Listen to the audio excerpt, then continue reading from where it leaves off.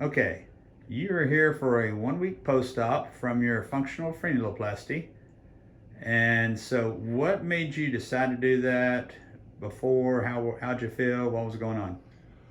Well, everything has been really tight. I compensated with pretty much everything in my above my shoulders for so many years that I didn't really realize how tight everything was until after the procedure, really. And obviously, there's a lot more range of movement in my mouth. Um, One thing that was important to me is I'm about to have some additional dental work done, and I'm a grinder and a clincher at night, and I wanted to give my new dental work the best chance at success and longevity, and and hopefully get a little bit of relief from the clenching at night.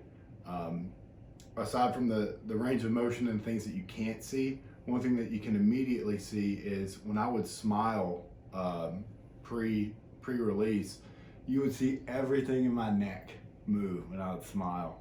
And immediately, I mean, in the truck on the way home, I looked in the rearview mirror, and the E sound or just a smile, you may still see a little bit, but I mean, the immediate release of the musculature in the neck, you can just see it immediately. So it's been an immediate result for me.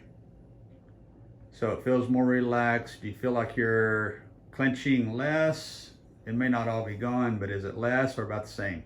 I definitely feel like I'm clenching less. I'm right on the edge of having sleep apnea as well, and I haven't felt like when you snore at night, you can tell when you wake up, you can feel it in the back of your throat that you were snoring like a freight train.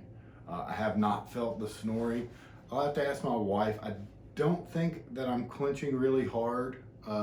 You don't wake up and feel it in the back, or I haven't at least yet, and I think we're a week out. So I think I've had some improvement with the clenching and potentially with the sleep apnea as well.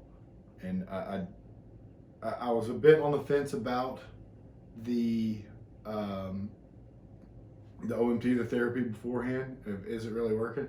Yeah, do it. You definitely need it. It definitely if nothing else, having your jaw and your tongue conditioned and strengthened before that procedure, you're going to want as much strength and conditioning in that area of your body as you can get beforehand.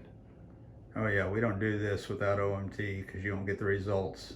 But when we first started talking about it, did you think it sounded kind of crazy? Most certainly, yeah. It was I had compensated with everything else from here and above, and potentially below and into the diaphragm, that I wasn't really aware of there being an issue. And a lot of people will ask me after I've told them, they're like, so why did you have that done? And it not that it was tough to explain, but it kind of takes a little bit of time to explain to people what the benefit you actually got is from being able to A, open your mouth fully, and B, I mean, even something as simple as something you do 1,000 times a day is swallowing. When you swallow, having your tongue reach past the back of your soft palate and feel and have the range of motion to swallow properly, something you didn't even know you weren't doing correctly beforehand.